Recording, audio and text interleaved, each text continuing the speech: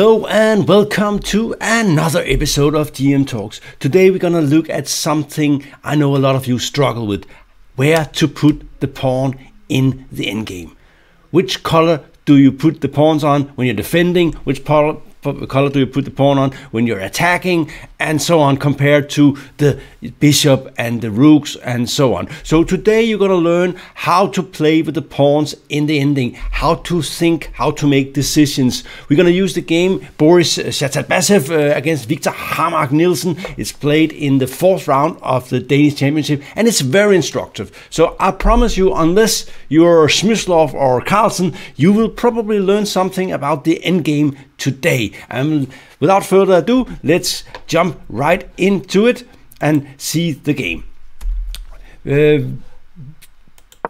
Boris plays c4. He is sort of a flank, dynamic flank player, and here he plays b3. And well, I think the evaluations is from Lichess or something, or chess.com. Anyway, here Black should probably play d4 because b3 is not that useful in Benoni structures, and in general the Benoni is probably a little bit like what Grishuk said about the King's Indian. Even though it's with opposite color, it's still a defense. So I think d4 would be best here. But of course Boris would love to play the Benoni structure, so that's why he plays this. By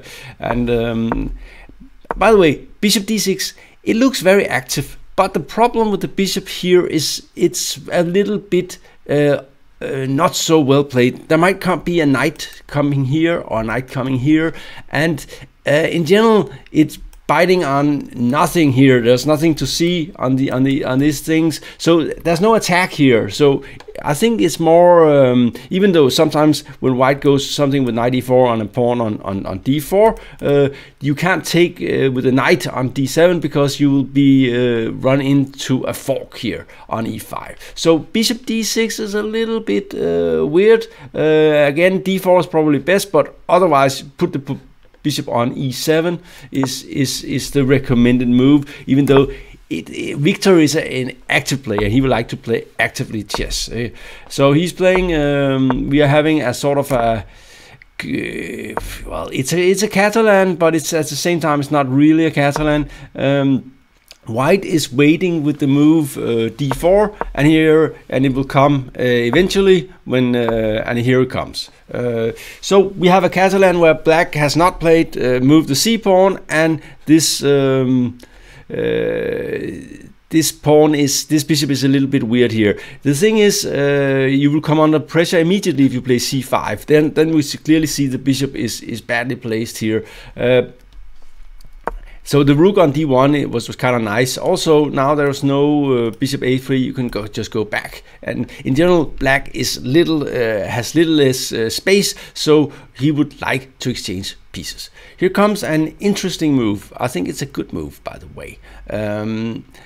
It makes Black's position more difficult. So now White is threatening to take here, followed by knight f5, and that would be unpleasant for Black, for sure. So it's so Black has to weaken his position with g6, and in general you have these exchanges, and then it would be okay because Black would also get this square. But here White, the pawn is still on e6, so White can play e4 and get a little small but clear advantage. Black has to take, otherwise there is e5, and we'll exchange a lot of pieces here, and this position is slightly better for White. Especially Black is very worried about this diagonal now. Of course, it's a scary stuff. So he's afraid White might go something like c5 at some point, or maybe d5 and open the diagonal and so on. So White is clearly better. Black should just not panic. Maybe a5 here is the best move. Could be better. Queen d8 feels, oops, sorry, I did something wrong here. Feels wrong to go into this diagonal. It somehow feels bad, but Black is probably preparing something like this to stabilize the king side. The knight is not doing much on h4. It's not going to land on f5, so it goes back, controlling e5. Black continues the development here, getting ready for this move, and then maybe something like this move, and then he will be completely fine on the king side. There's not much going on the queen side at the moment, but there is a little bit of annoyance there. So here, this queen is a problem. Rook d3, interesting move, covering here, getting ready for this. White sees that the d file is probably going to be interesting, and here black plays a nice little move, queen a8, a cool move, and the thing is, of course, you want to get rid of the queen. The queen is annoying. You could play knight b8, but it looks very passive, and white is definitely for choice in that situation. So exchanging queens looks like a good idea. White could consider something like d5 here. It's actually not bad. It's an interesting move. The play will become very sharp. Something like, I think, something like this. And here, and I think white will go here, and this will be very interesting. I think probably good for white. He didn't play that. He played knight e5, and we have and take, and notice that the queen can take back here, so you cannot just give a check to avoid this structure, but it's not such a big problem. Here is an important move, rook e d8, much more flexible than the other rook, because you have to fight for the d file, and you have to have your king here, coming here, controlling d5. And when we look at this situation, we can see that black has 2 pawns on black here, and white has 4 pawns on black here. But white, of course, has some more space, so probably these pawns won't be. This is also the pawn here on e5 is also cramping black, making it more difficult to get out of with the king. In general, you want to have the pawns on the opposite color of your bishop. You want to have the pawn on the opposite color of your bishop, because then your bishop has much more leeway. And here we have same colored bishops, so it will definitely be nice to have it on the different color. So white has the perfect formation on the queen side, and black should try to do something like maybe this and this move, and then let the king cover the white squares and the bishop color the black square, and that should lead to a draw. Notice here that something like this, white can just go here, black can just go here, and will have no problems. There is a pin here, so black is in time to get hold of the d file. And so white played a4. Interesting move. It's typical. Boris has a very active style, and here black made a slight mistake. The thing is, a5 is not really a threat, to be honest. It's not really a serious threat. So I think just something like take, and rook d8 should be a very easy draw. Should be no problems for black at all here. These pawns here can easily be defended. The king will go to the queen side. The bishop will cover everything on the king side. There's nothing to see here. So basically, I think this is a very easy draw. Instead, black played this move.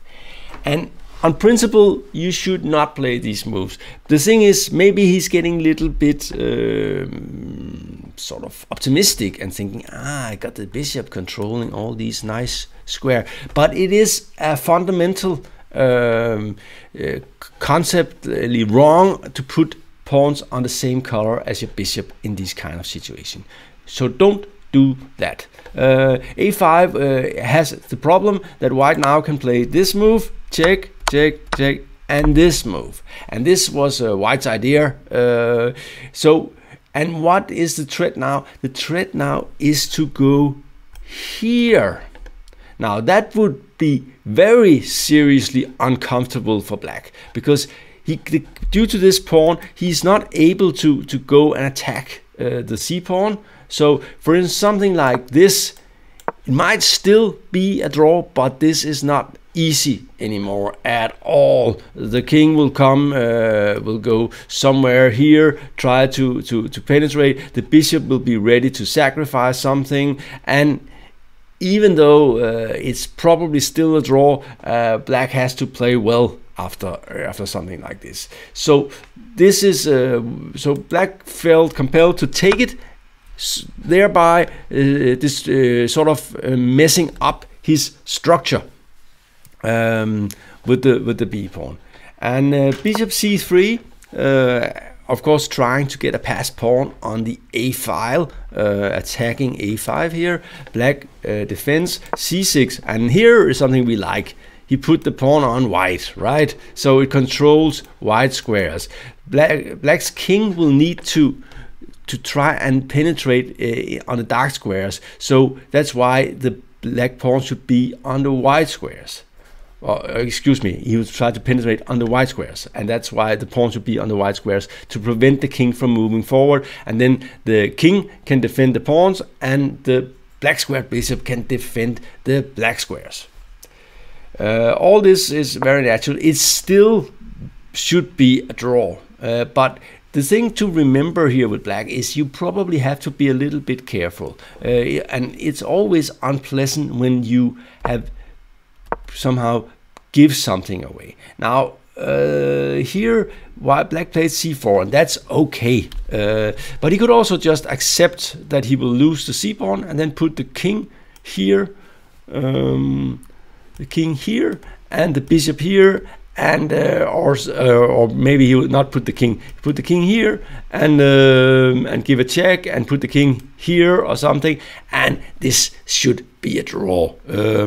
It's the main problem for white is that all his pawns are on black squares on the king side, so black will always have the bishop running around annoying the pawns here. Black can play something like h5. So this is probably still a draw, but this is not bad. And of course, if he takes, then it's then you can argue that it's okay to play c5, because now it's completely locked, and white has no way to enter the position. So this is with the pawns on different color. It only makes sense if there is room for a breakthrough with the king. If there's no room for a breakthrough with the king, it doesn't matter. So that's one thing. But white played something sneaky here, b4. And here black made a huge mistake. He should have taken this one, and I still believe this is a very clear draw. Something like this, and I think something like this is definitely drawn. But white is very active with the king and the bishop, but black has sufficient counterplay here. So this is probably a draw. Instead, he played king e8. Thinking it didn't matter that white got an extra pawn, but an extra outside pass pawn is actually a problem. So don't give away pawns for nothing. You will lose the c-pawn anyway. And by the way, it's of course always better to have a outside pass pawn, because the king will have to go all the way to the area to stop the pawn. So and white took, and it's already a little bit more difficult for black. You definitely have to run with the king now. Here he made a rather significant blunder. We already talked about this with the pawns on different colors, and here he made this mistake, which is a catastrophe, because when this pawn drops, then you will have another pawn on black. So, and your bishop is coming live. Of course, if white could not win the c-pawns, then this would not be good. But he, of course, can, because he will go this way and take it from the front. So how will he do that? This way. That threatens a7 with a queen, so it's forcing this move. And there's a little trick here, paving the way for the king to go and gobble the pawn on c4. So, and now it's completely lost. For it looks fine, but it's dead lost. You will get into Zugzwang here, covering the f pawn here. And white's idea is basically to play something like this: bishop b6, get the outside passed pawn. Black will have to take. You will play a7. You will take this, and the king will run to e7, and f7 will fall, and you win the pawn ending. And there's not much black can do about it. He tries to stop the plan because white was threatening a5, but it's not useful. It's still coming here, and the bishop can also go to f8, and it's trying to sneak its way to d8, threatening c5 at the same time, and yeah, black is hoping that he will be stalemated. This was not, by the way, this was a nice little move. One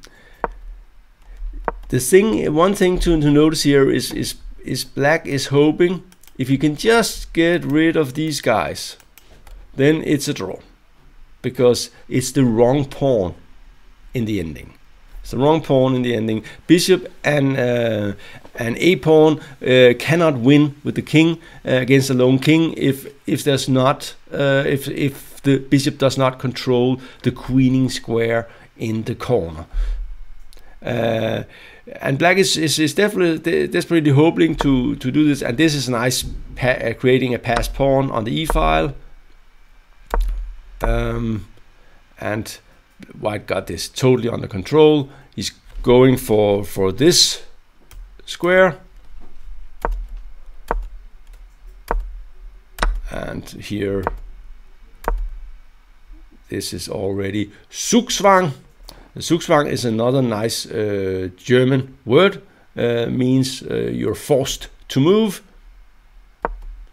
And here black resigned. There's no more stalemate. You have to take here. Then comes e7. Black will win. White will win the f pawn and easily win. So I hope this helped a little bit. So to recap, the general rule is to put the pawns on the opposite color of your bishop. And this is something you should more or less do automatically, unless there's very clear variations that show that this is not the case. So no more confusing about it. About this, put it on the same color, on the different color than your bishop in general. Sometimes when you're creating a fortress, you should put it on the same color as your bishop, because if it can defend everything and it will not run into Zugzwang, then this is the right strategy. But in general, put it on the opposite color and let the king control the opposite colors of the board. This was DM Talks. Thank you for watching. Have a very nice Easter, and see you next week.